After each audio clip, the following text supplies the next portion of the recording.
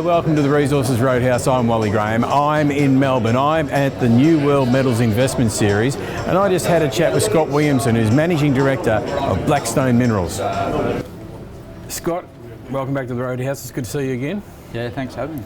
All right, so we briefly caught up in Perth last week, but we didn't get a chance to chat.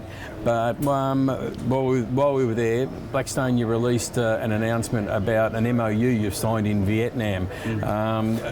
Quite an important announcement. Can you bring us up to speed on that?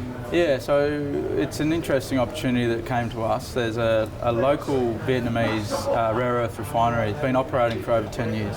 And they came to us because they want to access some of the ore bodies and they want to get into mining of rare earths, but they didn't have the mining credentials.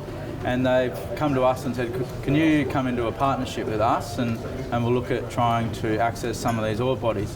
Some of these ore bodies are some of the best rare earth deposits in the world, and some of the best geology we've seen for rare earth. So we've got both hard rock and ionic clay opportunities, and looking forward to doing that as a partnership. We've also got ASM, who's another Australian listed company, in the partnership as well. So we've got the ability to go from the mine level all the way through into the downstream product. Right.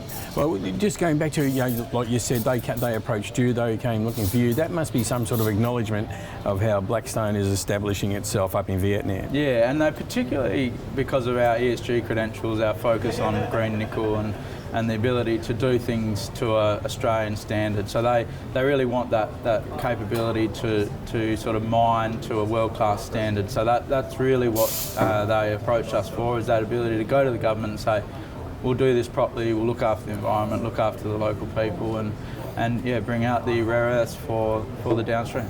So it's a nice little thing to have happen, like have a rare earth deposit, let's call it, or prospect,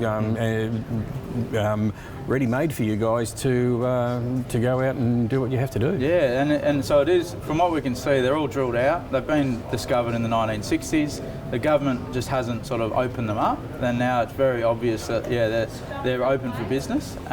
Joe Biden's actually in Hanoi at the moment talking about the rare earth opportunity that Vietnam has. So some of the biggest deposits in the world and some of the highest grade as well. So ready to go, all licensed as well. So the permitting process is all completed, ready to go, shovel ready.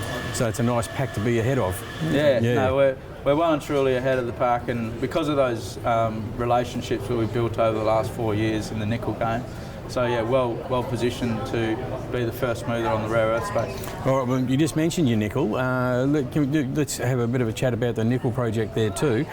So what's happening there at the moment? Yeah, so we're at the final stages of the study, looking at the partnerships as well. So we're working on partnerships with the lithium-ion battery industry. So focused on Korea, Japan and China, and looking at cathode and battery manufacturers, car manufacturers, bringing them in as partners. So that's all happening behind the scenes, and hoping we can bring some of that to market soon. All right, well, it's always a very interesting chat with you guys to see what's going on, especially up in Vietnam. You, obviously you have established yourselves there, and people are starting to take real notice of you up there. We're lucky and we're very happy to be operating there.